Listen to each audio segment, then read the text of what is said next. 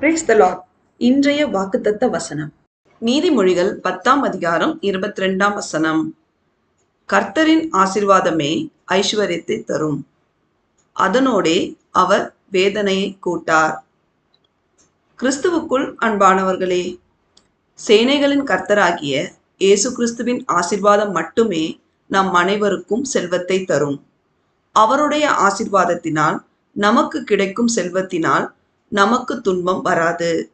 நாம் அனைவரும் அவரின் பிரியமான பிள்ளைகளாய் அவருக்கு பயப்படும் பயத்தோடு இருந்து, அவருடைய வார்த்தைக்கு கீழ்ப்படிந்து, அவருடைய கற்பனைகளையும் கட்டளைகளையும் நியாயங்களையும் உத்தமமாய் கைக்கொண்டு அவர் நடத்துகின்ற வழியிலே நடப்போமானால், அவர் நம்மை எல்லாவற்றிலும் ஆசீர்வாதமாக வைப்பார்.